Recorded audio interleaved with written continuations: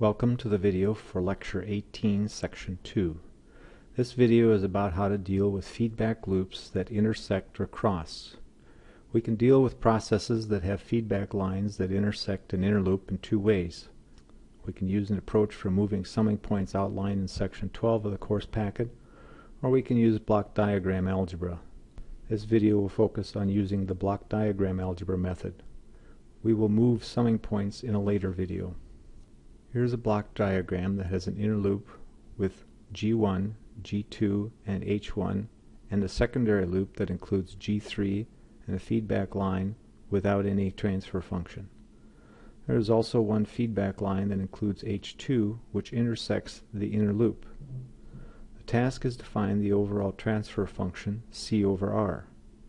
The first step is to label all of the internal process inputs and outputs. This was done with small letters A, B, D, E, F, J, and K. The next step is to write each transfer function equation, starting on the right with the process output, capital C. We can write C equals F times G3, F equals E times G2, E equals D minus K, D equals B times G1, B equals A plus J, A equals R minus C, K equals C times H2, and finally J equals F times H1. The equations are numbered to help describe how the system of equations was solved. There are probably multiple ways to solve the system of equations to find C over R.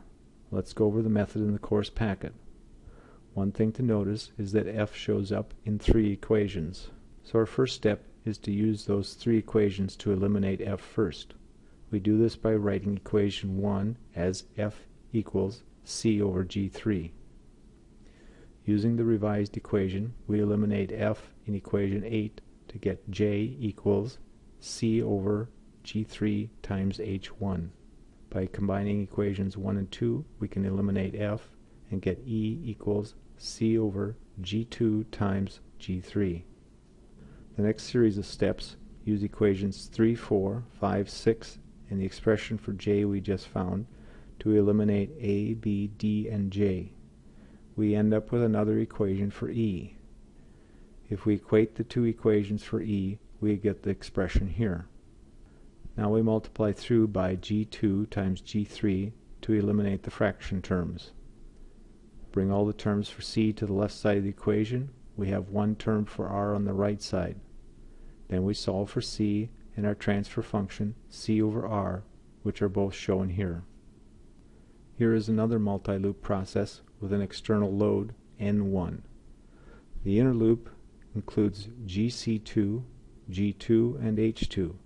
The outer loop has G1, H1, and GC1. We will not be able to write this solution as a transfer function of C over R because this process has 2 inputs. So we will end up with a Laplace domain expression C equals some terms times the input R and some other terms times the input N1. We have seen these types of equations before. First, to help simplify the inner loop, we write intermediate variables for undefined process inputs and outputs. So we add N and G. G is the inner loop process output, so we want to find G as a function of the 2 process inputs P1 and N1, and the transfer terms GC2, G2, Gn, and H2. Now we write all of the transfer function equations. Next we eliminate N and B2 and solve for G to produce the expression for G shown here. The expression for G is in terms of P1, N1, and the transfer functions within the inner loop. Now we write the transfer functions for the outer loop, starting with P1. P1 equals E1 times GC1. E1 equals R minus B1. B1 equals C times H1.